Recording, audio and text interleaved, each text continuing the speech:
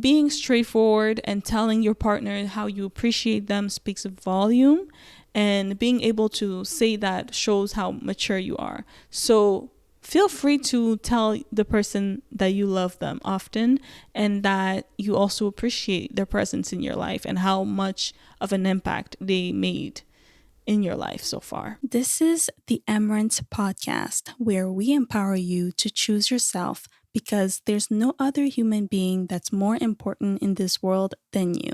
This might sound selfish, but it's not. If you believe that choosing yourself is selfish, then I want you to know that self first isn't selfish, and I will tell you why.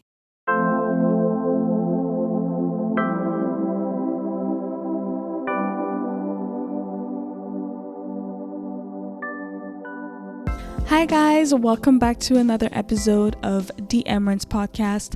I'm your host, Emmerance Victoria Odia Ndala, and today, as always, I am happy and grateful for another day. And I also am so sorry because I always do a Valentine's Day special on Valentine's Day on this podcast, but last week I was so tired and sick that I did not have time. But today I am here. I will answer the questions that I received on Instagram. I had asked my followers on Instagram for any questions that they had, if they had any questions about relationships, breakups, or self-love, and I had a few. So I am going to define what relationship is, and then from there, we will dive into these questions. First, before I start, I would like to just say that I did not introduce myself. Since I showed my face, I would like to introduce myself so that you know where I'm coming from and why I have this podcast and things like that. So, as the introduction, my name is Emmerance Victoria Odia Ndala. I'm a self-empowerment coach, a personal development podcaster, and a transformational speaker. I've helped many women and men in their self-development journey, personal development journey, and many times when I've helped them, it was usually they came to me because they had relationship issues, or they went through a breakup, or they had a crush on someone, but they just didn't know where to start. And when I worked with my clients, they ended up realizing that they had to work on themselves. And that's why I say, like, when people just put themselves first, you are gonna go out there and have a higher self-esteem. You're going to love yourself more and not listen to the lies that other people are telling you. And when we talk about relationships, one thing that people don't understand is the interaction that we have with our partners when we are in a relationship. If that partner is toxic and they show signs that they do not love us, we will definitely have self-esteem issues coming out of that relationship. We will feel like we have nothing. We are nothing, and we are a bad person. Some people have come to me saying that they are a bad person or they're not a good friend because so and so broke up with them and they said this and they said that.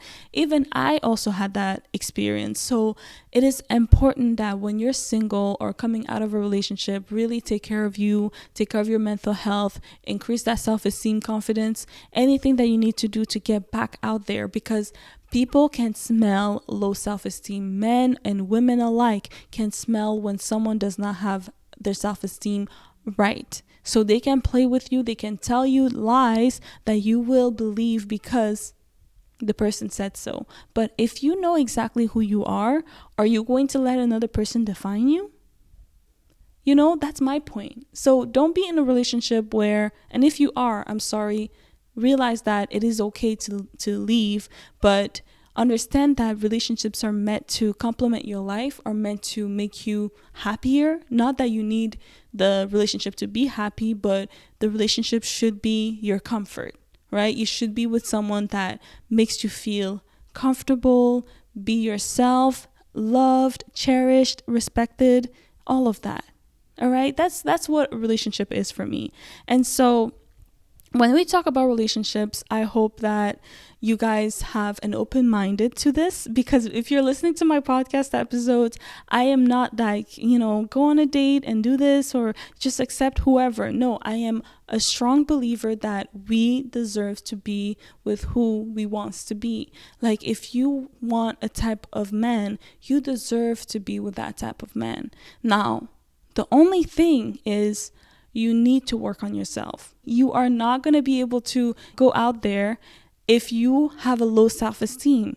The person that you're going to like them a lot, and you're going to accept a lot of BS that shouldn't be accepted. Now, I'm going to answer these questions in a moment, and you're going to understand what I'm trying to say. So I'm just going to talk about like singleness first before I dive into these relationships questions, because when you're single, I believe that you should be going through therapy, healing, working on yourself. And even if you haven't been in a relationship or you've dated one person, you have to go to therapy. Like, go to therapy. We all have childhood traumas that we have to talk about. And especially if you're someone that has been putting other people first, and if you're someone that's been taken advantage of from other people, then you need to really, really work on that. So in your singleness, you should uplift yourself. You should work on your self-esteem so that when you're going out there and dating, for me, dating, you date 5 and more people, have 5 people in your roster, and then go and get more and more people, get to know them. All right. But you're not going to be able to do that if you have a low self-esteem, because you're going to be like, 5? That's a lot. Nobody would like to even get to know me. If you are thinking like that, then yeah, work on yourself, because you deserve to be cherished. You deserve to be loved. You deserve to be looked at with beautiful eyes. I hope that makes sense. But like, what I'm trying to say here is that you deserve to be loved. You deserve to really be in the relationship that helps you grow, not in a relationship that just put you down and put you in situations that you don't want to be in, that you become sick because of stress of that relationship. Our partners will be a person that is really close to us, depending on your goals. When you're in a relationship, I'm assuming that you would like to get married. So for you to go home to someone that you don't feel loved, that is an issue. Like, you need to work on that. You need to really understand that you cannot afford to have stress so close to you, so your partner shouldn't be a stressful factor in your life. And another thing is, when you are dating, there's a few dates that you're going to go to. Ask those real questions. Like, before going on dates, know exactly what you're looking for and ask those questions so that you can match the criterias. If the person doesn't have the criterias, please remove them, like, on to the next one. But anyways, I'm going to start answering these questions. And there was one question that had 2-way. So it's how to be a giver when you're used to receive, and making your partner feel seen and acknowledged to receive after being a default giver. Go to therapy. You need to go to therapy. Like, if you are unable to make your partner feel appreciated because you are not a giver, then you have to understand that comes from somewhere, right? It comes from a childhood traumas. It comes from something that happened that made you feel like you shouldn't be giving to people, or people do not like your gifts, right? Things like that. Or if you're unable to receive even a compliment, even something that, like, say, oh, you have beautiful hair, and you're like, oh, it's just, luck today, like good hair day today. No. Go to therapy and understand that these things comes from somewhere.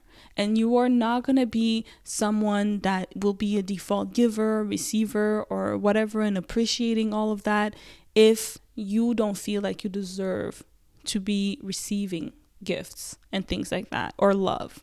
Just receiving love, that alone speaks volume.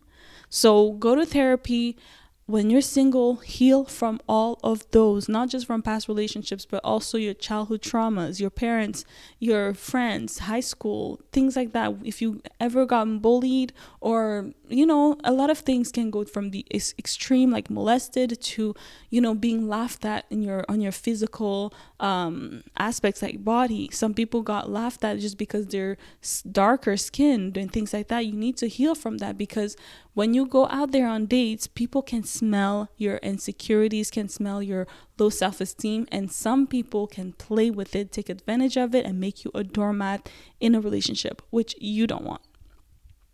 So the other question, next question is, how long should you wait for a proposal?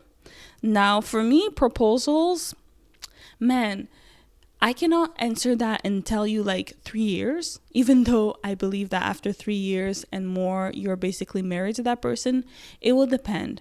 If you're in a long-term relationship, or if you are just on and off, or if the person is like, if the relationship is long distance, those are big factors that can impact when you should get proposed to. But ultimately, like I said, in the first few dating stages, you should ask that person, what are their expectations? Are they wanting to get married? Are they the type to propose? And how, know all of those things. There's no way you're going to get in a relationship without knowing where that person stands, if they actually want to get married or not, if they want kids or not. Like, stop asking people, what are your favorite colors? That's not going to help you. You have to understand that you are getting in the relationship and you are not going to waste your time. You have to be clear in your expectations. Now, don't be those type of women, or don't be that type of women that go out there and propose to a man. Us as women, we already initiate the proposal. Don't do the full thing. The man has to meet you halfway. Women initiate. We clearly tell them, hey, we want a ring. And so that means that if you get on your knees, I'm not going to say no. I'm ready. And so if they cannot just get on their knees and give you that ring, that's an issue, right? I'm not a big fan of ultimatums, but if you have to get there or go there, go for it, because there's no way you're going to get on your knees to propose, because that will bring a lot of issues. The person is not going to respect you afterwards. It's just not going to be working. And I mean, there are some people that do work, it does work. There's some, exceptions, but at the same time, you have to understand that you don't want to be that 1%, because you're playing with chances here. I have 3 more questions I had to pick. There were a few questions that I did not pick, so I'm sorry. If I did not answer your question on this video, you can comment below, and I'll be able to, do another video like this if you liked, and I will answer all your questions. Another question was, what are good communication tips for couples? 2 good communication tips that I live by. One is never, even with my friends, family, never discuss an issue when you're angry. Never talk about an issue when you're upset, because when we are angry or upset, we don't really think straight. We will cuss the person out and we will get impatient. Now, the good time to actually talk about your issues is when your head is better, right? When you're no longer angry, no longer upset, you're ready to talk about those things. Okay? That's one. The second thing is, when you are outside with your partner, when you are with friends or family and you have an issue, or the person disrespected you right there and then, don't get angry, or it's not a good time for you to start talking about your issues. Put that on hold and discuss it either in the car on your way home or at home. As in, if you're in the car going to another event, don't talk about it in the car, because you might trigger something in that person, and the person might react wrong and might get upset. So you don't want the person to get upset and, all of that. So work on that patience. I know it's hard, but you have to work on that patience. Be more patient with yourself. Be more patient with your partner. Understand that there's a good time. There's a timing for everything. There's a good time to discuss. It's not, we're gonna forget about the issue. Hey, if that's your worry, then write it somewhere. But if you are to bring something up and the person does not take the time to actually listen to you and try to understand where you're coming from, that's an issue on its own, but it's way better than trying to confront the person right there and then. All right? So another question is, what are some ways to show appreciation to my partner? So appreciation can go from small thank yous and small thank yous on things that the person did not have to do, to big like gifts and responding to the person's love language. Now, love language, there's the book 5 Love Languages. If you do not know what it is, go look it up. It's available. It's a really wonderful book. A lot of people have, tried it. Even myself, I know my love language, and I am sure to put it in practice in my relationship. So the way to show appreciation to your partner is just by acknowledging. Acknowledge your partner, acknowledge that they are around, that they help you, appreciate, like actually tell them how you appreciate them, show them, text them, however you want. Like if you have to buy something to show them how you appreciate them, go ahead. But ultimately you want to respond to your partner's love language, right? So if their love language is quality time, then if they did something that you truly appreciated, or if they just love you and you appreciate the fact that they love you, then spend some time with them, without noise, without the internet and things like that. And even if it's just to play a video game because they love playing video games, the person will appreciate that. But ultimately, being straightforward and telling your partner how you appreciate them speaks a volume, and being able to say that shows how mature you are. So feel free to tell the person that you love them often and that you also appreciate their presence in your life and how much of an impact they made in your life so far. Now, the last question, how to keep the spark alive in a long-term relationship. It's the same thing as the appreciation question.